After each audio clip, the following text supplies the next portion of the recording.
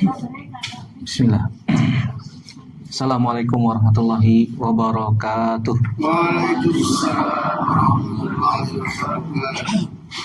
Innalhamdulillah nahmaduhu wa nasta'inuhu wa nastaghfiruh wa na'udzubillahi min syururi anfusina wa sayyiati a'malina. May yahdihillahu fala mudhillalah wa may yudhlilhu fala hadiyalah.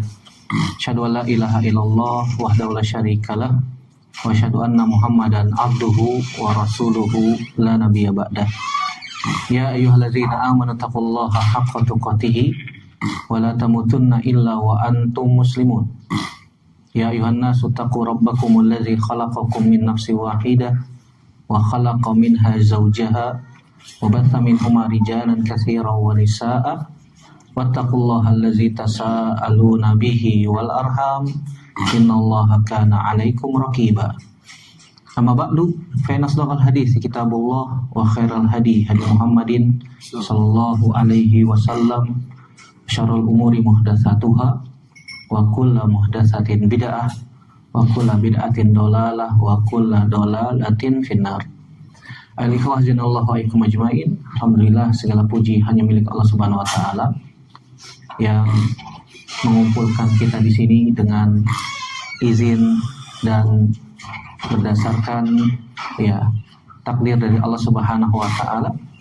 Allah permudahkan kita untuk saling bertemu, bersua, bertatap muka. Tentu saja kita niatkan mendapatkan keridhaan dari Allah Subhanahu wa taala, untuk mendapatkan janji Allah Subhanahu wa taala bagi siapa saja yang berusaha untuk menyambung silaturahim sesama kaum muslimin, orang-orang yang beriman, mempererat persaudaraan di antara orang-orang yang beriman.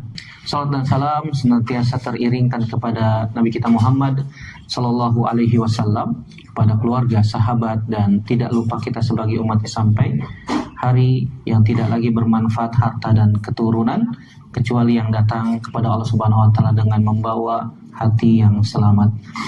Saudaraku rahimanillah wa iyyakum ajmain, pada kesempatan kali ini kita akan sebutkan secara ringkas bagian pertama tentang sebab-sebab terjaganya ukhuwah dan juga penghancur-penghancurnya yang bisa menyebabkan ukhuwah tersebut dapat putus. Di dalam bahasa Arab, al-ukhuwah itu berasal dari kalimat akhun. Ada huruf hamzah dan ada huruf kha, sebagaimana disebutkan oleh para ulama lughah seperti Ibnu Faris. Ada unsur huruf hamzah dan kha yang menunjukkan al-muqarabah, yang menunjukkan al-musyarakah. Ada makna kedekatan, ada makna kebersamaan. Ini makna al-ukhuwah di dalam agama kita.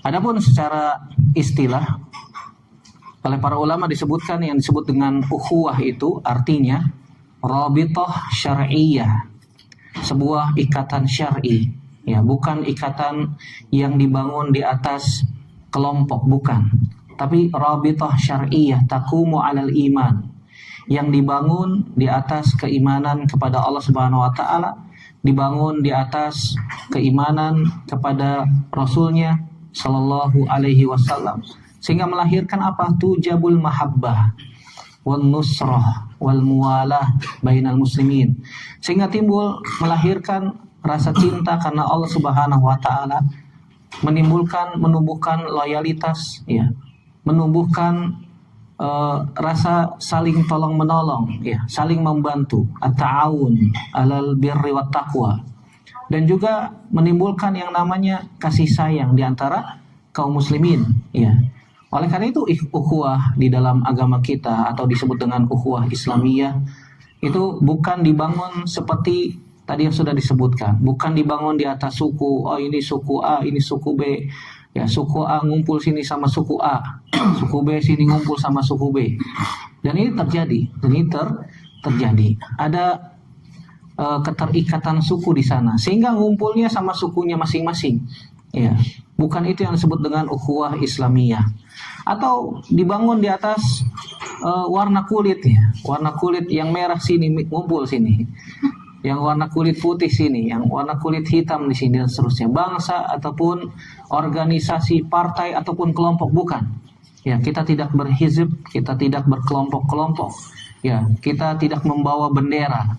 Kita semuanya sama di atas kalimat yang sama, kalimat la ilaha illallah. Tuhan kita sama, itu Allah Subhanahu wa taala. Ya, Rasul kita juga sama, yaitu Nabi Muhammad sallallahu alaihi wasallam, di atas agama yang satu, yaitu agama Islam, di atas akidah yang benar, di atas akidah Islam, di atas pondasi yang sangat kokoh ya, urwatun yang sangat kokoh, mitsaqan ghalidhan ya, sebuah ikatan yang sangat kokoh di atas kalimat tauhid la ilaha illallah. Oleh karena itu saudaraku rahimanillah wa iyyakum ajmain, Bapak Ibu sekalian yang dirahmati oleh Allah Subhanahu wa taala, kita akan sebutkan beberapa dalil ya, sebagaimana yang disebutkan Allah Subhanahu wa taala dalam Al-Qur'an dan juga hadis Nabi sallallahu alaihi wasallam. Dari Al-Qur'an, dalil pertama kita sebutkan yang pertama dari Al-Qur'an surat Al-Hujurat. Surat yang ke-49 ya. Ayat yang ke-10. Allah Subhanahu wa taala berfirman, "Innamal mu'minuna ikhwatun fa aslihu baina akhawaykum wattaqullaha la'allakum turhamun." Ya. Allah Subhanahu wa taala berfirman, "Innamal mu'minuna ikhwatun." Sesungguhnya orang-orang yang beriman itu adalah bersaudara. Fa'aslihu baina akhawaikum, maka damaikanlah antara kedua saudaramu yang saling bertikai, yang saling berselisih, yang saling silang pendapat.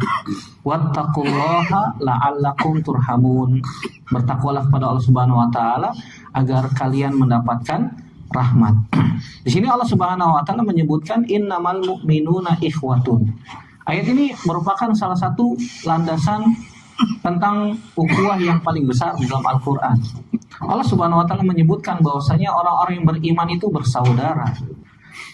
Allah Subhanahu wa taala perintahkan kalau misalnya ada dua saudara kaum muslimin, orang yang beriman, saling berselisih faham, ada perbedaan pendapat di sana, sehingga kelompok yang lain dari orang yang beriman berusaha untuk mendamaikan. Subhanallah, ini keutamaan yang Allah Subhanahu wa taala berikan untuk orang-orang yang berusaha untuk mendamaikan di antara dua orang beriman yang sedang berselisih faham.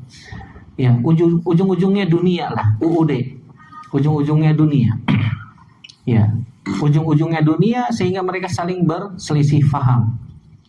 Sehingga Allah Subhanahu wa taala mengatakan wattaqullah, hendaknya kalian semuanya bertakwa kepada Allah Subhanahu wa taala. Takwa itu intinya kita merasa takut kepada Allah Subhanahu wa taala. Kalaupun disebutkan secara lengkap makna takwa sebagaimana disebutkan seorang tabi'in yang mulia Thawq bin Habib rahimahullah taala, at-taqwa an taf'ala awamirallah ala nurin minallah tarju thawaballah wa an tatruka ma'syatallah ala nurin minallah takhafu iqaballah. Sebagaimana juga disebutkan oleh Imam Ibnu Qayyim rahimahullah taala, ini merupakan pengertian takwa yang paling jami, yang paling lengkap. Intinya kita berusaha menunaikan apa saja yang diperintahkan Allah Subhanahu wa taala berdasarkan cahaya dari Allah Subhanahu wa taala. Sudah ada SOP-nya, oh ini perintah, oh ini larangan. Tinggal kita lakukan saja, tinggal dijalankan. Sudah ada haluannya, sudah ada petunjuknya, sudah ada gayetnya. Kan demikian. Kita yakin bahwasanya Al-Qur'an itu tidak ada yang salah. Kita yakin bahwasanya Al-Qur'an itu tidak ada yang keliru. Kalau misalnya ada orang yang mengaku dirinya beriman dan mengingkari salah satu huruf saja di dalam Al-Quran, kata Syekh Muhammad bin Shalih Al-Utsaimin, terancam kufur. Iya. Ini Nabi Shallallahu Alaihi Wasallam juga berkata demikian. Sudah ada jalurnya, sudah ada tracknya, sudah ada gayatnya. Tinggal ikutin saja. Ittabi'u wala tabtadi'u laqad kufitum. Ikutin saja, jangan buat-buat yang baru. Sungguh aku telah cukupkan. Ya, ini takwa kepada Allah Subhanahu wa taala, kita menjalankan perintah ya berdasarkan cahaya dari Allah Subhanahu wa taala. Kenapa kita melakukan perintah? Karena kita berharap pahala dari Allah Subhanahu wa taala. Begitu juga kita berusaha untuk meninggalkan larangan, ya ada SOP-nya juga, ini larangan. Kenapa kita meninggalkan larangan? Karena takut akan azabnya Allah Subhanahu wa taala.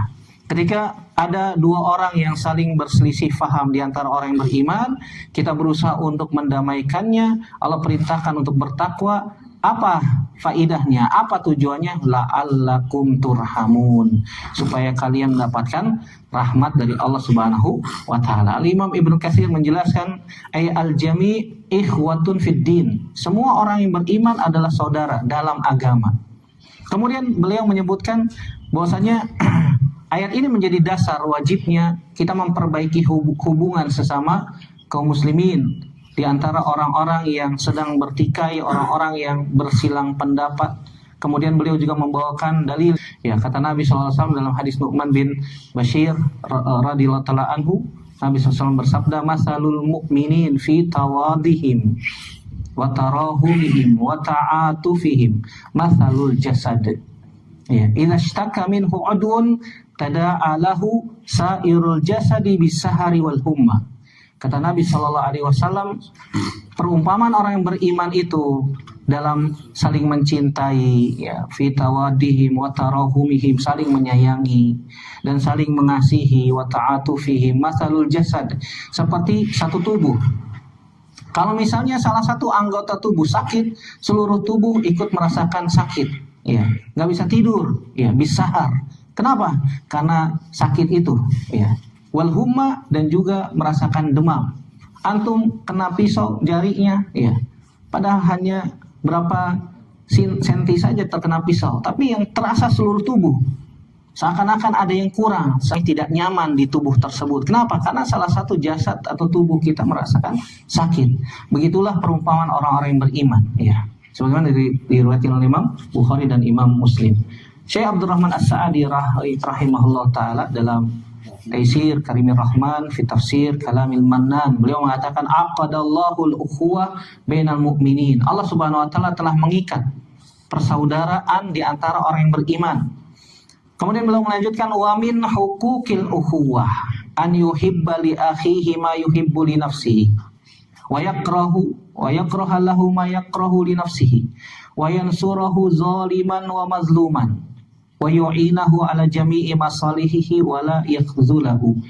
Kata beliau bahwasanya orang-orang yang beriman, Allah Subhanahu wa taala telah mengikat persaudaraan di antara mereka. Dan di antara hak persaudaraan itu beliau sebutkan, di antaranya adalah an yuhibba li akhihi, yang mencintai saudaranya, ma yuhibbu li nafsihi, apa yang dia cintai untuk dirinya sendiri. Oh, ini berat. Oh, ini berat. Tapi kata Syekh Muhammad bin Shalih Al-Utsaimin, ini berat tapi bisa dilakukan, iya, dengan latihan-latihan. Terkadang kita mencintai untuk diri kita sendiri, ya, tapi kalau kita berikan kepada saudara kita, oh, tunggu dulu, iya, saya aja butuh kok, apa yang saya berikan kepada dia, iya, apa urusannya saya sama dia, iya, nggak ada hubungan kerabat, nggak ada hubungan saudara, kan begitu. Ini berat, sebagaimana yang dilakukan oleh para sahabat Ansor dahulu radhiyallahu ta'ala anhu, dilakukan demikian. Bisa. Oh, contohnya ada. Tapi zaman sekarang bisa nggak, Ustaz? Kalau kita cari orang-orang seperti ini, mungkin kita katakan langka, ya. Sudah jarang. Dia memberikan kepada saudaranya apa yang dia cintai untuk dirinya sendiri. Subhanallah, ini berat. Wa yakraha lahu ma yakrahu li nafsihi. Dia tidak suka tuh apa yang menimpa saudaranya, sebagaimana dia juga tidak suka menimpa itu dirinya. Ketika dia tidak suka tertimpa dirinya musibah, sebagaimana saudaranya juga demikian. Ketika saudaranya tertimpa musibah, dia merasakan tidak enak, kok saudara saya begini, saya bisa bantu apa nih? Saya bisa bantu apa? Bukan malah didoakan keburukan, ya, dengan bahasa-bahasa orang priuk, ya. Rasain tuh, kan begitu. Makanya jangan begini dan begitu, subhanallah. Malah mendoakan keburukan saudara kita yang tertimpa musibah. Wa yansurahu zaliman au mazluman, dan berusaha untuk menolong saudara kita. Apakah dia posisinya sebagai orang yang zalim, ataukah dia posisinya sebagai orang-orang yang terzolimi? Ustadz, bagaimana cara menolong orang-orang yang berbuat zalim? Nasihati, ya, nasihati dari perbuatan zolimnya. Kita berusaha untuk menghentikan dia dari perbuatan zolimnya semampu kita. Tentu saja dengan cara yang baik, dengan cara yang lembut, bukan dengan cara yang kasar, bukan dengan cara yang anarkis, ataupun dengan cara-cara yang malah menimbulkan mudarat yang lebih besar.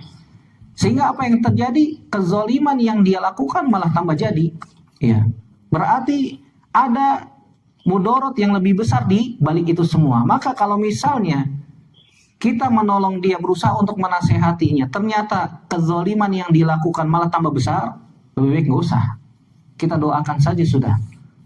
Kita doakan semoga Allah Subhanahu wa taala memberikan hidayah. Semoga Allah Subhanahu wa taala memberikan kepada dia kemudahan untuk berusaha mengurangi atau menghentikan kezalimannya. Kalau orang yang dizalimi mungkin kita bisa bantu ya.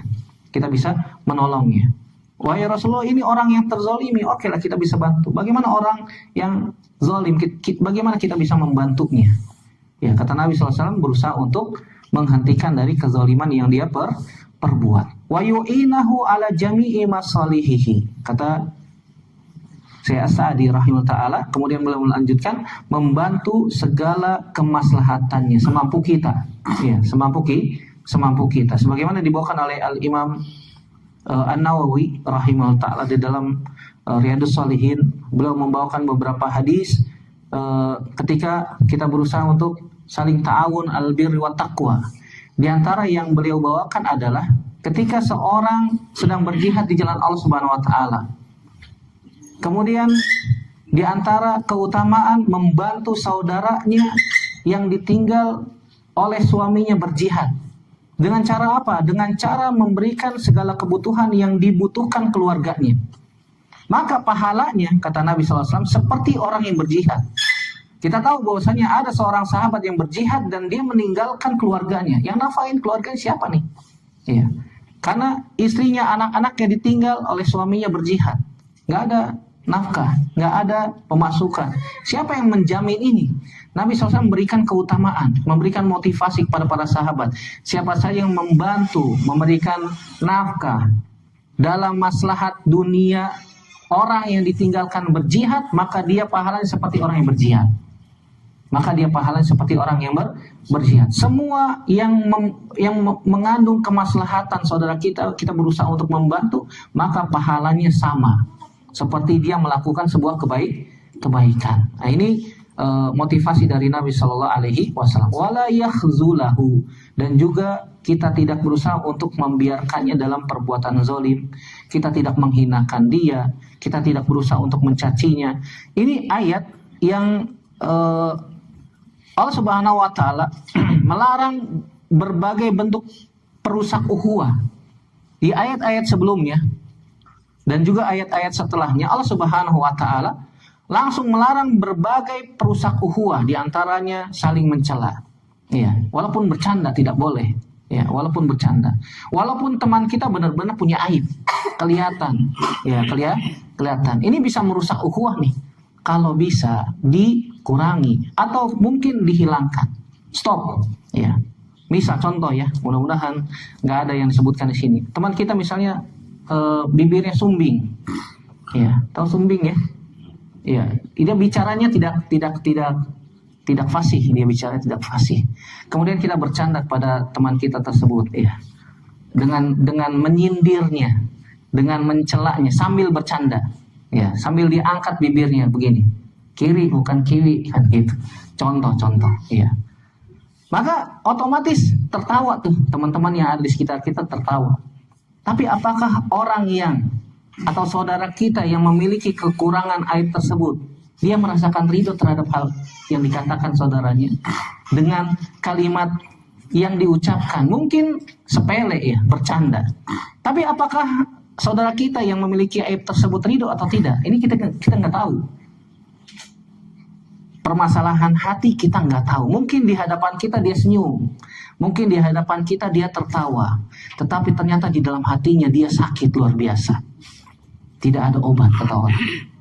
Ya, gimana Ustaz cara memperbaiki? Minta maaf. Ya, minta maaf langsung. Ya, minta maaf langsung di halal. Oh, afwan akhi, anak tadi menyebutkan begini dan begitu terhadap diri antum. Ya, afwan, anak nggak ada maksud apapun juga. Anak minta maaf dan tidak akan mengulangi lagi. Kenapa hal ini bisa merusak Hal ini bisa merusak ikatan ukhuwah sama saudara kita. Mungkin ya bercanda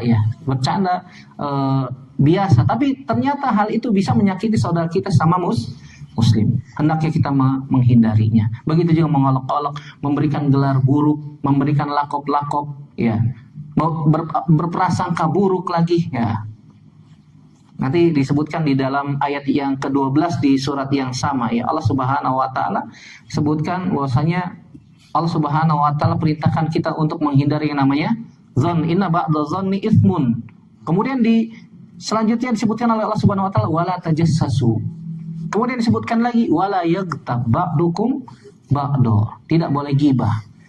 Kalau ternyata gibah itu benar-benar ada pada dia, gimana Ustaz? Ya itu namanya gibah. Zikruka akhaka bima yakrah. Menyebutkan aib saudaramu dan emang itu ada aibnya. Kalau aib itu nggak ada gimana Ustaz? Oh ini dosanya lebih besar. Ini namanya buhtan, ya, berdusta atas nama saudara kita. Kita mencela saudara kita dengan aib, yang aib itu tidak ada pada saudara kita. Itu namanya dusta. Ya, membicarakan aib saudara kita yang tidak ada pada dia, ini namanya buhtan.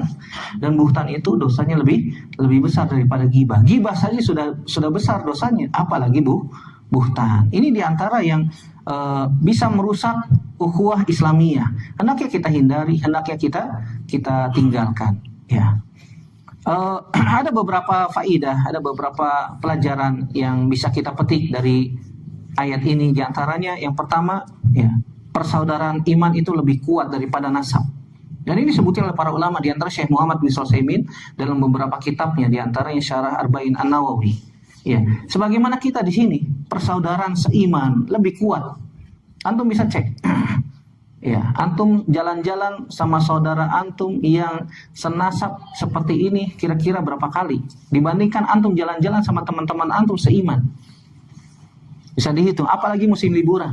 Iya, apalagi musim liburan. Ya, pekan pertama sama Al-Mursalin, pekan kedua sama Masjid Oh, itu Ustadz. Itu Ustadz. Kalau kita mah enggak, Ustadz. Boro-boro diajak kan begitu, subhanallah. Iya. Sama grup ini sama grup itu, ya. Ada grupnya masing-masing, ada rihla ini, ada rihla itu. Banyak. Apakah ada hubungan nasab di antara kita? Enggak ada. Enggak ada.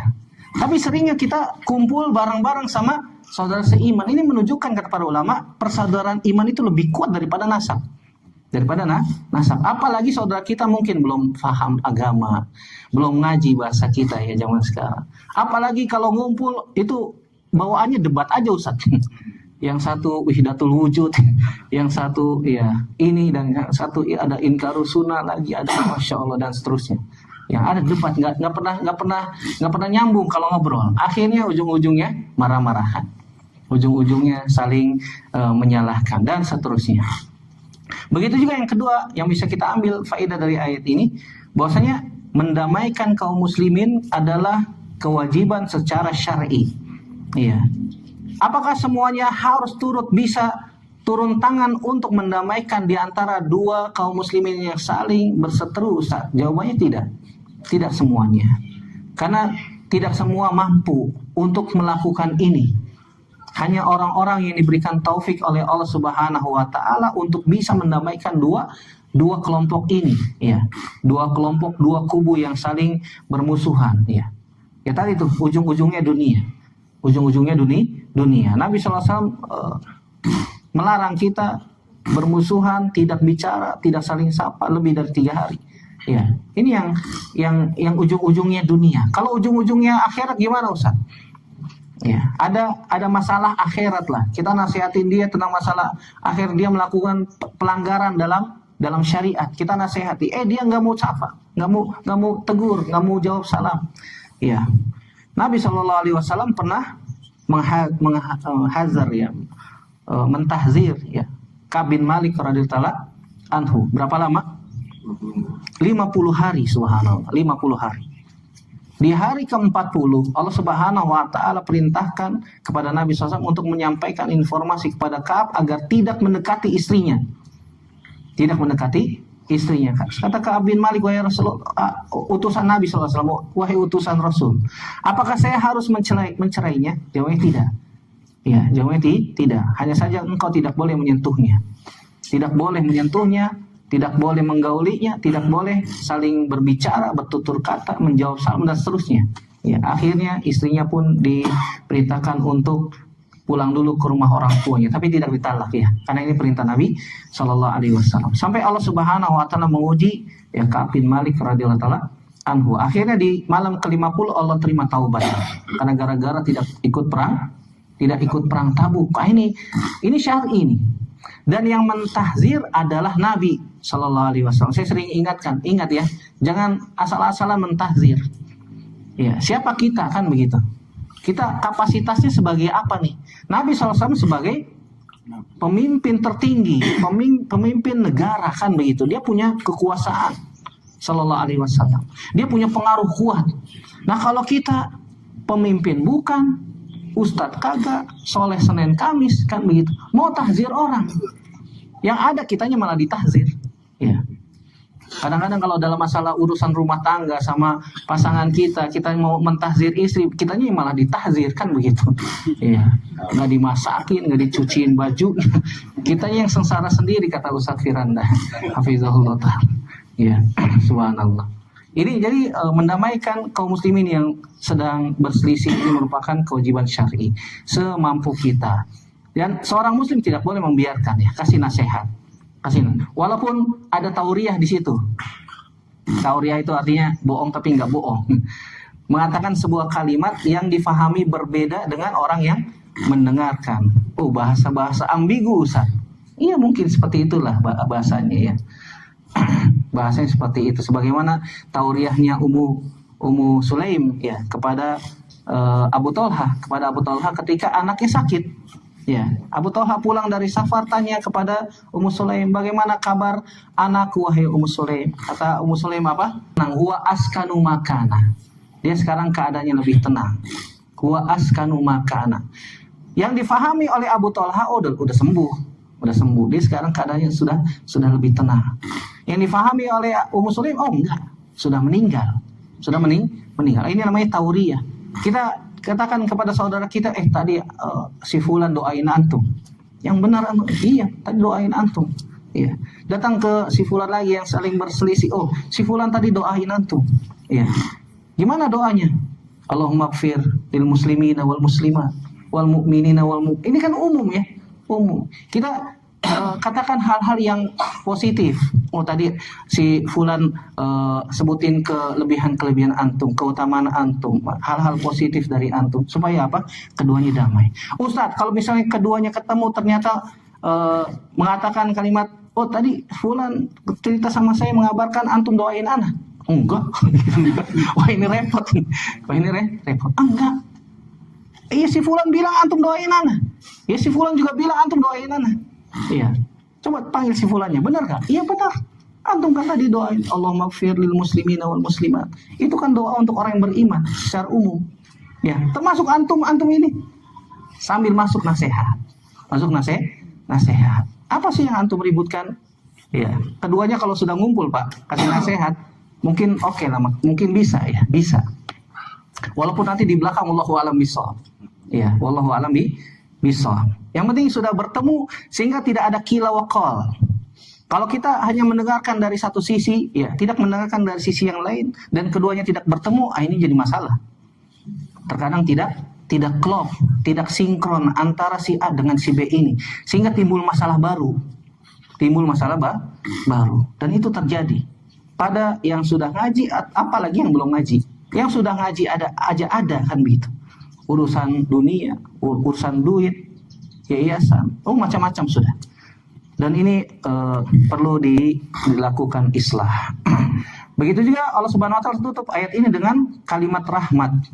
Kenapa demikian? Sebelumnya ada kalimat takwa. Wattaqullaha la'allakum turhamun. Kenapa disebutkan takwa setelah itu rahmat? Kata para ulama, karena takwa itu sebab turunnya rahmat. Takwa itu sebab turunnya rahmat. Kalau kita bertakwa, rahmat Allah Subhanahu wa taala akan saling meliputi. Jadi rahmat Allah Subhanahu wa taala turun kepada orang-orang yang bertakwa. Antum duduk di sini berusaha untuk memperbaiki mencari takwa, kan begitu ya. Dengan duduk di majelis ilmu sehingga turunnya rahmat Allah Subhanahu wa taala. Ada yang saking tenangnya khusyuk nunduk ya. Saking khusyuknya. Kenapa? Karena ada rahmat turun dari Allah Subhanahu wa taala. Ini menunjukkan bahwasanya menjaga persaudaraan bagian dari ketakwaan yang melahirkan, mengantarkan kepada rahmat Allah Subhanahu wa taala. Ayat yang kedua, saya nggak panjang lebar lagi. Allah Subhanahu wa taala berfirman di dalam surat Ali Imran, surat yang ketiga. Surat Ali Imran, surat yang ketiga. Mungkin kita sudah hafal ayatnya, ayat 103. Allah Subhanahu wa taala berfirman, "Wa'tasimu bihablillahi jami'an wa la tafarraqu." Allah Subhanahu wa taala perintahkan, wa'tasimu, berpegang teguhlah kalian kepada tali Allah Subhanahu wa taala. Ya, jami'an, semuanya kalian, kata Allah Subhanahu wa taala. Kata Al-Imam Ibnu Katsir, ya, amarahum bil jamaah wa nahahum anil furqah. Ya, Allah Subhanahu wa taala perintahkan kita untuk senantiasa tetap pada jamaah. Jamaah kaum muslimin, ya, orang-orang yang beriman. Jangan saling berpecah belah, jangan saling terjadi menimbulkan perpecahan, dihindarkan. Ya. Bahkan Al-Imam Ibnu Katsir membawakan sebuah hadis. Nah, ini hadis atau dalil yang ketiga sekalian kita bahas, yaitu hadis yang berbunyi yadullahi ma'al jamaah. Yadullahi ma'al jamaah. Ya, mungkin kita pernah dengar hadis ini. Hadis ini kata para ulama sabit dari beberapa jalur, diantaranya dari Abdullah bin Abbas radhiyallahu taala anhuma, dari Nabi Shallallahu alaihi wasallam, riwayat Imam Tirmizi, riwayat Imam An-Nasa'i dan yang lainnya. Ya, Imam Hakim dalam Mustadrak yang disebutkan dan disetujui oleh Al-Imam Az-Zahabi dan disahihkan oleh Syekh Albani rahimahullahu taala. Bahkan dikuatkan oleh sejumlah hadis yang sahih, diantaranya hadis Umar bin Khattab radhiyallahu taala anhu. Ya, kata Nabi Shallallahu alaihi wasallam, "Fa'alaikum bil jamaah fa inna yadallahi 'alal jamaah."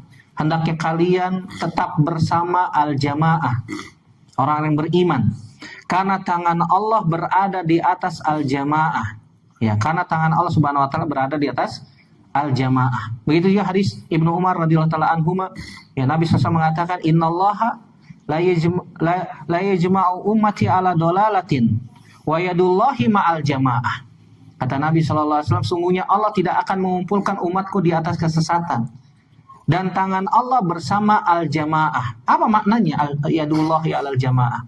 Kata Al-Imam ahli hadis, di antara Imam Al-Munawi rahimahullah taala menjelaskan, yang dimaksud dengan yadullahi ma'al jamaah ay ma'al jamaah bil hifzi wal hirasati wat taufiqi wat ta'idi. Allah Subhanahu wa taala akan menjaga, Allah Subhanahu wa taala akan melindungi, Allah Subhanahu wa taala akan memberikan taufik, dan Allah akan memberikan pertolongan orang-orang yang bersama jamaah kaum muslimin, apalagi di atas sunnah Nabi Shallallahu alaihi wasallam, di atas manhaj salaf, ya, as-salih, yang mana Nabi SAW sebutkan, ya, al-jamaah itu adalah, ya, engkau berada di atas sunnahku, ma'ana alaihi wa ashabi, ya, wa in kunta wahdak, walaupun anda sendirian, tetapi anda di atas sunnah Nabi Shallallahu alaihi wasallam, maka anda adalah jamaah. Apalagi kita mengklaim bahwasanya kita di atas manhaj yang benar, di atas manhaj salaf. Jangan sampai kita berada di manhaj yang hak ini, kita malah berselisih. Subhanallah, ada ustadz, banyak, ya, dan mungkin kita pernah dengar, mungkin kita pernah lihat langsung, ya, dan ini terjadi, dan ini waki, ya. Tapi kalau misalnya hal itu mungkin kita bisa tutup, apalagi itu guru kita, doakan kebaikan, malah jangan jadi bensin, ya, jangan jadi bensin, kompor, ya. Udah tahu ustadz kita, lagi ada masalah, udah langsung siram aja bensin biar meleduk, kan begitu, biar tambah gede, ya. Jangan, berarti kita termasuk murid durhaka tuh. Udah tahu guru kita sedang ada masalah, berusaha untuk damaikan. Caranya gimana? Antum yang paling paham, ya, doakan kebaikan, biar bagaimanapun juga mereka adalah orang-orang yang mengajarkan kebaikan kepada antum. Jangan jadi bensin, jangan jadi kompor, jangan jadi kompor. Kalau saudara kita pun ada yang seperti itu, jangan jadi kompor juga. Terkadang mulut ini, saudaraku rahimanallahu wa iyyakum ajmain, nggak bisa dijaga, benar. Nabi SAW ingatkan di dalam hadis riwayat Imam Tirmizi. Nabi SAW mengatakan, "Idza asbaha ibnu Adam, fa innal a'dha'a kullaha tukaffiru lisan. Fataqul ya lisan ittaqillaha fina, fa inna ma nahnu bika. Fa in istaqamta istaqamna, fa in iwajazta iwajazna." Nabi SAW mengatakan setiap pagi nih, ya, seluruh tubuh mewanti-wanti lisan, mengingatkan lisan. Sering mengatakan, "Wahai lisan, bertakwalah engkau kepada kami. Sungguhnya kami ini tergantung kamu. Kalau kamu berkata yang baik, berkata yang lurus, maka kami pun akan baik. Kalau kamu berkata yang buruk, berkata yang bengkok, yang salah, yang kotor, yang kasar, maka kami pun demikian."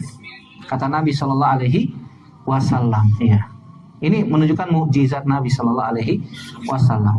Nabi SAW mengingatkan bahwasanya agar kita menjaga lisan, jangan mudah untuk memprovokasi, bahkan mempengaruhi, sehingga saudara kita saling berselisih, ya, gara-gara masalah yang mungkin kita bisa selesaikan secara musyawarah. Kita ngomongin baik-baik. Mungkin masalah itu mungkin kita anggap, wah, ini kayaknya bisa ditangani dengan cara ini, ya. Padahal ini kayaknya sepele nih. Ini menurut saya ini bisa ditangani langsung. Langsung kita pertemukan. Ini bagusnya begini dan begitu. Ya, antum paling paham ya tentang masalah ini. Dan antum tahu orangnya siapa misalnya. Antum kenal dia, ya. Antum kenal dekat, ya. Ya, antum berusaha dan keutamaan bagi orang-orang yang melakukan islah di antara orang-orang yang berselisih. Para ulama juga mengatakan yang dimaksud dengan yadullahi ma'al jama'ah al-muradu ma'unatahu wa nusratahu. Ya, hampir sama lah dengan yang disebutkan oleh Al-Imam Al-Munawi rahimahullah ta'ala, bahwasanya Allah Subhanahu wa ta'ala menjaga, Allah Subhanahu wa ta'ala senantiasa menolong, dan Allah Subhanahu wa ta'ala senantiasa membantu orang-orang yang senantiasa berada di atas al-jamaah, di atas sunnah Nabi sallallahu alaihi wasallam, di atas manhaj yang hak salafus saleh ini. Oleh karena itu, saudaraku rahimani wa ajmain, Nabi sallallahu alaihi wasallam juga mengatakan bahwasanya ar-ruhu junudun mujannah, benar. Bahwasanya ruh itu seperti pasukan yang berbaris rapih. Ya. Bahwasanya jiwa itu akan kumpul yang sefrekuensi, benar. Iya. Wah, ini sefrekuensi sama mana nih? Satu circle bahasa zaman sekarang ya. Satu lingkaran, satu circle yang seterusnya. Satu visi dan misi, satu tujuan. Ini punya visi tujuan yang sama ke depan. Dia sama, orang yang kerjanya mekanik, dia akan ngumpul sama orang-orang yang juga ahli mekanik, sehingga ilmunya bertambah. Orang yang suka dengan sesuatu, ya, maka mereka akan kumpul dengan orang-orang yang sama, ya. Burung dara nggak mungkin ngumpul sama burung elang. Begitu juga rusa nggak mungkin ngumpul sama buaya, apalagi buaya darat, kan begitu. Subhanallah. Jadi mereka akan berkumpul dengan sesama yang sefrekuensi. Ya, kalau kita berusaha untuk menyamakan frekuensi di atas manhaj yang hak ini, di atas sunnah Nabi Shallallahu Alaihi Wasallam, dan menghilangkan seluruh yang berusaha menghancurkan, menimbulkan pertikaian, buang, hindarkan. Kita minta pertolongan kepada Allah Subhanahu Wa Taala, karena tidak ada yang bisa menghilangkan itu kecuali Allah Subhanahu Wa Ta'ala. Sambil kita berusaha mengingatkan saudara kita. Kalau saudara kita sudah ada yang mulai menimbulkan percik-percik itu, maka kita berusaha apa? Ya, menahannya. Dari sini kita bisa ambil faidah bahwasanya Allah Subhanahu Wa Ta'ala senantiasa menolong, memberikan pertolongan kepada orang-orang yang beriman. Dan ini janji Allah Subhanahu Wa Ta'ala. Pasti. Kapan Ustaz pertolongan Allah Subhanahu Wa Ta'ala? Ya, Allah Subhanahu Wa Ta'ala terkadang menguji kita dengan kesabaran. Kita ini sabar nggak? Kita ini masih tetap konsisten nggak? Istiqomah nggak di atas jalan ini? Wah, ini berat. Seseorang dikatakan konsisten, dikatakan istiqomah kalau sudah wafat. Oh, orang ini sudah wafat. Oh, orang ini sudah istiqomah. Diwafatkan di atas Islam, di atas sunnah Nabi Shallallahu Alaihi Wasallam. Terkadang kita masih juga butuh yang namanya pertolongan Allah Subhanahu Wa Taala setelah wafat. Iya. Apakah ada jaminan kita bisa menjawab pertanyaan malaikat munkar dan nakir di alam barzakh atau tidak? Kalau misalnya sudah selamat dari pertanyaan malaikat munkar dan nakir di alam barzakh, apakah nanti kita selamat di pengadilan Allah Subhanahu Wa Taala? Oke, kalau kita sudah mungkin bisa selamat dari pengadilan Allah Subhanahu Wa Taala, apakah kita punya sangkutan terhadap saudara kita dalam masalah urusan dunia yang belum selesai di dunia subhanallah. Sehingga nanti diputuskan oleh Allah Subhanahu wa taala nanti di akhirat belakangan ditangguhkan pengadilannya sampai dua orang ini selesai. Hadisnya sudah dibawakan Ustaz Abrar semalam ya. Atadruna manil muflis? Apakah kalian mengetahui siapa orang yang merugi itu? Ya, ternyata dia meninggal bawa pahala besar, banyak. Amsalul jibal, pahalanya banyak sebesar gunung. Tapi ternyata qad syatama hadza wa daraba hadza wa akhadha mala hadza. Ternyata dia suka mencela, dia suka memukul, ya, suka mengambil harta orang lain tanpa hak. Sehingga apa yang terjadi? Ya, pahala-pahala dia yang banyak diberikan kepada orang-orang yang dizolimi. Sampai pahalanya habis, subhanallah. Kalau pahalanya sudah habis, maka dosa orang-orang yang terzolimi akan dilimpahkan kepadanya, wal iyazubillah. Nasallallahu salamata wal afiyah. Kalau kita mengingat tentang masalah ini dengan akhirat, semoga bisa diminimalisir. Ya, ingatkan dengan akhirat, ingatkan dengan kehidupan setelah kematian, ada alam barzah, ada alam akhirat yang lain. Ya, kalau masih punya iman, dia pasti akan takut. Ini masa urusan dunia. Urusan dunia hanya sesuatu yang kecil. Kita akan tinggalkan semuanya. Ya, apalagi ini masalah sepele, subhanallah. Masalah sepele. Maka kita ingatkan tentang akhirat supaya kita semuanya ya tetap ingat kepada Allah Subhanahu wa taala, zat yang maha kuat ya. Kemudian faedah yang bisa kita ambil juga bahwasanya larangan kita memisahkan diri dari jamaah kaum muslimin tanpa alasan syar'i. Ya. Yang tadinya kita ngumpul bareng kemudian memisahkan diri, kenapa? Alasannya kenapa? Ya. Alasannya kenapa? Ini dilarang dalam agama kita. Yang tadinya mungkin ngaji bareng, ya. Kemudian sekarang udah nggak nongol lagi. Jangan, bahasanya Ustadz Badru, jangan jadi orang mantan pengajian. Ya, yang tadinya dulu rajin ngaji, ternyata sekarang nggak nongol-nongol lagi. Mantan anak pengajian, kan begitu, subhanallah. Jangan seperti itu. Kita husnuzon Ustadz, oke, husnuzon, bagus husnuzon. Mungkin ngaji di tempat yang lain, iya kalau benar. Yang jadi masalah kalau nggak ngaji lagi. Di sini enggak, di situ enggak, di sono enggak. Akhirnya apa yang terjadi? Futur. Ini yang dikhawatirkan. Nah, ini perlu diselamatkan Ustadz. Iya, nasihati. Ajak, tarik tangannya. Jangan sampai dia terjatuh kepada jurang yang paling dalam. Bahkan lebih dalam lagi. Kalau kita mampu untuk bisa menariknya, maka tarik. Seorang sahabat, teman yang baik adalah kita berusaha untuk menarik tangannya dari jurang yang bisa membinasakan. Semampu kita. Wallahu ta'ala a'lam bishawab. Yang penting kita untuk fahami bahwasanya hadis yadullahi ma'al jamaah, jangan difahami yang dimaksud dengan jamaah ini ada kelompok tertentu. Wah, ini jamaah ini, kelompok saya ini namanya jamaah juga. Ya, artinya dia mengklaim bahwasanya jamaah dia dengan nama jamaah tersebut di atas kebenaran. Ya, para ulama Ahlus Sunnah wal Jamaah menyebutkan yang dimaksud dengan jamaah tadi itu orang-orang yang berpegang teguh di atas Al-Quran, di atas Sunnah Nabi Sallallahu Alaihi Wasallam, di atas manhaj para sahabat, walaupun cuma satu orang, itu dia jamaah. Ma'ana alaihi wa ashabi. Siapa saya yang mengikuti aku pada hari ini dan mengikuti para sahabatku, dan dalil-dalil tentang masalah ini sangat banyak, banyak ya. Ini sedikit yang bisa kita share ya, saling menasehati untuk diri saya pribadi, untuk teman-teman sekalian. Semoga bermanfaat, semoga Allah Subhanahu wa taala berikan kepada kita taufik, berikan kepada kita istiqomah di atas Islam, di atas iman sampai akhir hayat di atas sunnah Nabi sallallahu alaihi wasallam.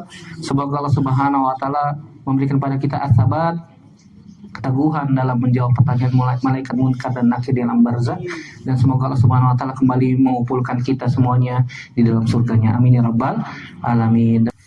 Baik, demikian yang bisa kita sampaikan, semoga bermanfaat. Aku qouli hadza astaghfirullah li wa lakum. Subhanaka Allahumma bihamdik, asyhadu an la ilaha illa anta astaghfiruka wa atubu ilaik. Assalamualaikum warahmatullahi wabarakatuh.